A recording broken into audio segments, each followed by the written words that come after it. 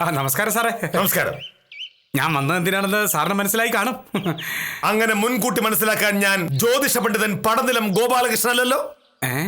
അതല്ല സാറേ, ഇന്നലെ ഓഫീസിൽ വന്നപ്പോ സാറ് പറഞ്ഞായിരുന്നു രാവിലെ ഇതുവഴി വരെ. നമ്മുടെ ശിവരാമന്റെ പൊസഷൻ സർട്ടിഫിക്കറ്റ് സാറിന് സ്ഥലം കണ്ടേ പറ്റുള്ളൂ എന്ന് പറഞ്ഞിരുന്നു. സ്ഥലം കണ്ടേ പറ്റൂ, അതിനെന്താ സംശയം? അല്ല, സ്ഥലം കാണുന്നതിനൊരു പ്രശ്നമല്ല. ശിവരാമ ആ സ്ഥലത്ത് ഇപ്പൊ ഉണ്ട്. സാറ് പോകുന്ന വഴിക്ക് അതുവഴി ഒന്ന് കയറി നോക്കിക്കഴിഞ്ഞാൽ എളുപ്പമുണ്ടല്ലോ. പക്ഷേ പോകുന്ന വഴിക്ക് അവിടെ കയറി നോക്കാൻ പറ്റില്ല. കാരണം ശിവരാമന്റെ അപേക്ഷ ആഫീസിലിരിക്കുകയാണ്. അപേക്ഷയില്ലാതെ ശിവരാമന്റെ സ്ഥലത്ത് പോയി നോക്കിയിട്ട് എന്താണ് കാര്യം? വൈകിട്ട് ഞാൻ ഓഫീസിൽ നിന്ന് വരുമ്പോ അത് എടുത്തുകൊണ്ട് വരാം. കൃത്യം 5:15 ശിവരാമനോട് ആ വസ്തുവിന്റെ അടുത്ത് നിൽക്കാൻ പറഞ്ഞാൽ മതി. അല്ല സാറേ, സാറ് പറയുന്നതിൽ കാര്യമുണ്ട്. പക്ഷെ ഈ ശിവരാമനെ സാറിന് അറിയാലോ, ഒരുപാട് അസുഖങ്ങളൊക്കെ ഉള്ള ആളാ. വീട്ടിൽ നിന്ന് എപ്പോഴും പുറത്തിറങ്ങാറുമില്ല. ഇന്നാണെങ്കിൽ ഞാൻ പറഞ്ഞതിന്റെ പേരിൽ അയാൾ അവിടെ ഇറങ്ങി നിൽക്കുകയാണ്. ഉത്തമ, വില്ലേജ് ഓഫീസിൽ അങ്ങനെ പല വിധത്തിലുള്ള ആൾക്കാർ വരാറുണ്ട്. അവരുടെയൊക്കെ സൗകര്യത്തിന് വില്ലേജ് ഓഫീസിൽ ഒരു കാര്യം ചെയ്യാൻ പറ്റുമോ?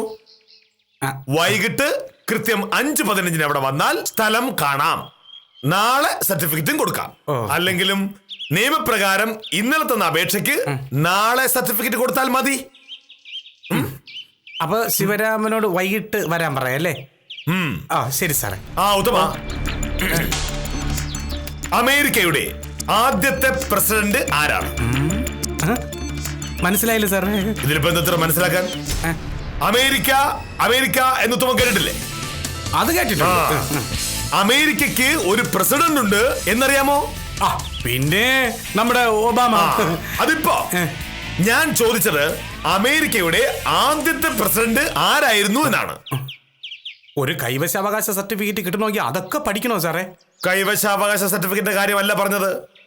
ഉത്തമ, നമ്മൾ ജീവിക്കുന്ന ലോകത്തെ പറ്റി ഒരു വിവരവും ഇല്ലാതെ ഇങ്ങനെ പട്ടിയും പൂച്ചയും ജീവിക്കുന്ന പോലെ ജീവിക്കുന്ന എന്തിനാണ്? ജോർജ് വാഷിംഗ്ടൺ ആയിരുന്നു അമേരിക്കയുടെ ആദ്യത്തെ പ്രസിഡന്റ്. ജോൺ ആദംസ് രണ്ടാമത്തേത്, തോമസ് ജെഫേഴ്സൺ മൂന്നാമത്തേത്. ഈ തോമസ് ജെഫേഴ്സൺ ആണ് അമേരിക്കയുടെ ദേശീയഗാനം എഴുതിയത്. മനസ്സിലായോ? അതൊന്നും കേട്ട് പേടിക്കണ്ട. ഇന്ന് രാവിലത്തെ പ്രാന്ത് ഇതാണ്. ഇന്ത്യയുടെ ദേശീയഗാനം എഴുതിയത് ആരാണെന്ന് ചോദിച്ചാൽ നമുക്ക് മനസ്സിലാക്കാം. രവീന്ദ്രനാഥ് ടാഗോർ ആണെന്ന് നമുക്ക് മറുപടി പറയാം, ഇല്ലേ?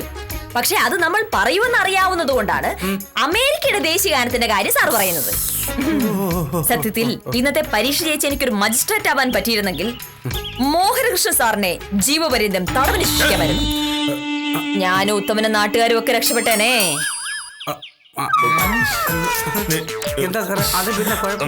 ഉത്തമനോട് നിൽക്കുന്നതുകൊണ്ട് ഞാൻ അതിന് മറുപടി പറയുന്നില്ല. നീ അകത്തേക്ക് വാ. അഹങ്കാരി. രാവിലെ മുതൽ എന്നെ പൊതുവിജ്ഞാനം പഠിപ്പിക്കുക. വക്കീലെ, ഞാനൊരു കാര്യം പറഞ്ഞ അഹങ്കാരം പറഞ്ഞു എന്ന് തോന്നരുത്. എന്തു പറ്റി?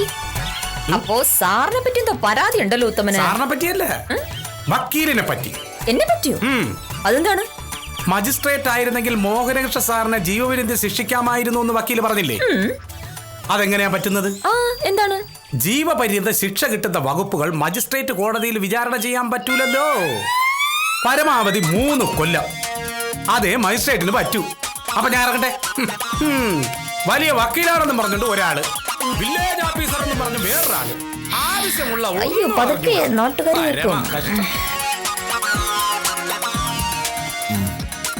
നീ എന്താ പറഞ്ഞത്? നീ മജിസ്ട്രേറ്റ് ആയി കഴിഞ്ഞാൽ എന്നെ ജീവപര്യന്തം ശിക്ഷിക്കുമെന്നോ? ആമേ, ഞാൻ പ്രൊമോഷൻ കിട്ടി തഹസിൽദാറായി കഴിഞ്ഞാൽ എന്റെ അധികാരം എന്തായിരിക്കും അറിയാമോ? അത് കഴിഞ്ഞ് ഞാൻ കളക്ടർ ആയാൽ ജില്ലാ മജിസ്ട്രേറ്റ് ആണ്. അന്നും നീ ഏതെങ്കിലും 2ാം ക്ലാസ് മജിസ്ട്രേറ്റ് ആയിട്ട് എവിടെയെങ്കിലും ഒക്കെ കാണും. എന്ത് മജിസ്ട്രേറ്റ് ആയിട്ട് എന്താ കാര്യം? അത്യാവശ്യത്തിനുള്ള കാര്യമൊന്നും അറിയാമല്ലോ. അറിയാം,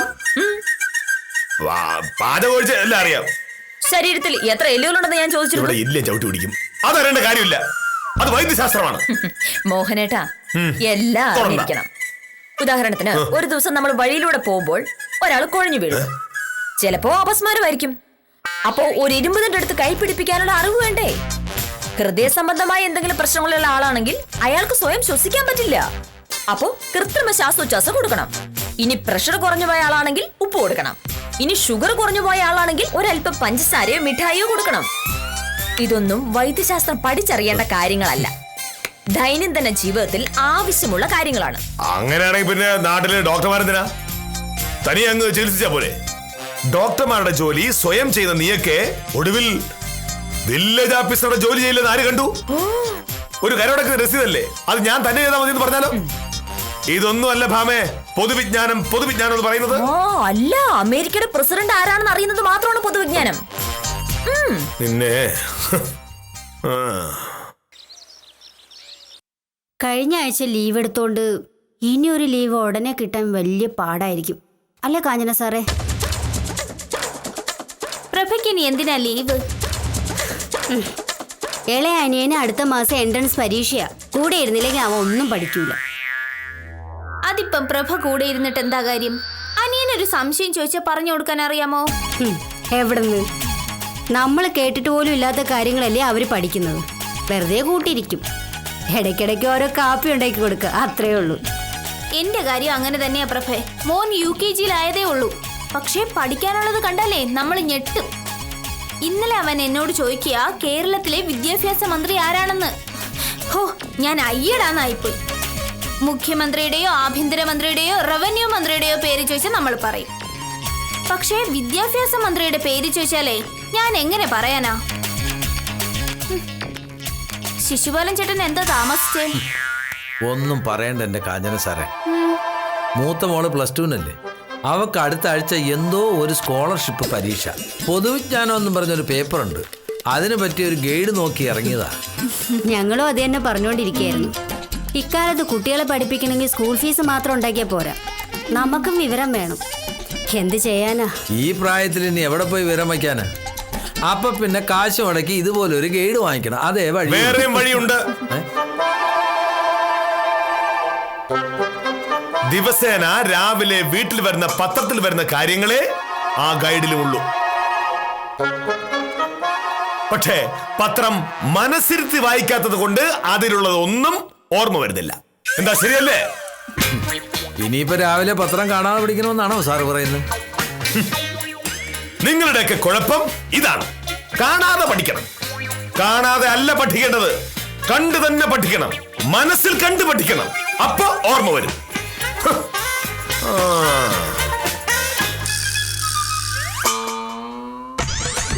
പിന്നെ സ്കൂളിലും കോളേജിലും പോയ കാലത്ത് ഓരോന്ന് കാണാതെ പഠിച്ച് ഓർത്തിരിക്കാൻ പെട്ട പാട് എനിക്കേ അറിയാവൂ. ഇനി ഈ സർക്കാർ ജോലിയും കിട്ടിക്കഴിഞ്ഞിട്ടാ വീണ്ടും കാണാതെ പഠിത്തം.